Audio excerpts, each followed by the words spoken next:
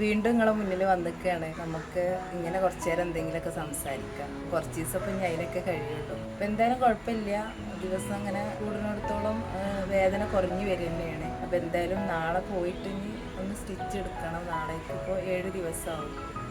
അപ്പോൾ കുഴപ്പമൊന്നുമില്ല. ഇപ്പോൾ സ്റ്റിച്ച് എടുത്തതിൻ്റെ ശേഷം നമുക്കറിയാൻ പറ്റും മുറിവ് എങ്ങനെയുണ്ട്, ഉണക്കണ്ടോ, പിന്നെ തല കഴുകാനായണോ എന്നൊക്കെ അപ്പം അറിയാൻ പറ്റും. അപ്പോൾ അങ്ങനെയൊക്കെയാണ് കാര്യങ്ങൾ. അപ്പം ഇന്ന് കുറച്ച് നേരം ഞാൻ പിന്നെ മറ്റേത് അങ്ങനെ അങ്ങോട്ട് മുറ്റത്തേക്ക് ഇറങ്ങി ഒന്നും എടുക്കലൊന്നുമില്ലായിരുന്നു. ഇന്നിപ്പോൾ അലക്കിയത് കൊണ്ടുവന്നതാ പുറത്തൊക്കെ വിരിച്ചൊക്കെ ഇട്ട്. ഇപ്പോൾ കുഴപ്പമൊന്നുമില്ല. പിന്നെ ഒരു പ്രശ്നം മാത്രമേ ഉള്ളൂ, ഇപ്പോൾ കുളിക്കാഞ്ഞിട്ട് തല കഴുകാഞ്ഞിട്ടൊരു അസ്വസ്ഥത. തലക്ക് ഇങ്ങനെ എന്തൊക്കെയോ ഒരു വിങ്ങല്, കണ്ണിനൊക്കെ ഒരു പ്രശ്നം. മുഖം ഇങ്ങനെ ഇടയ്ക്ക് കഴുകുന്നുണ്ട്. ഞാനിന്ന് ചെറുതായിട്ട് ഈ ഭാഗം ഇങ്ങനെ നനച്ച്, മേല് കഴുകിയപ്പോൾ തലയുടെ ഈ ഭാഗമൊക്കെ നനച്ച്.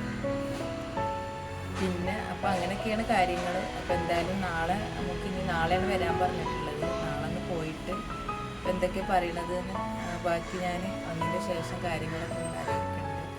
കുഴപ്പമൊന്നുമില്ല. പിന്നെ ഇവിടെ ഇങ്ങനെ തൊട്ട് നോക്കുമ്പോൾ ചെറുതായിട്ട് വേദന ഉണ്ട്. അതിപ്പോൾ നമുക്ക് കാലിലോ കയ്യിലൊക്കെ എന്തെങ്കിലും ഒരു മുറിവുണ്ടായാലും അത് സ്റ്റിച്ചിട്ടാൽ കുറച്ച് സമയം ഉണ്ടാവുമല്ലോ. വന്നത് പെട്ടെന്ന് അങ്ങോട്ട് മാറൂലല്ലേ, സാവധാനമല്ലേ മാറുള്ളൂ. അപ്പോൾ ക്ഷമയോടെ കാത്തിരിക്കണം എന്തായാലും.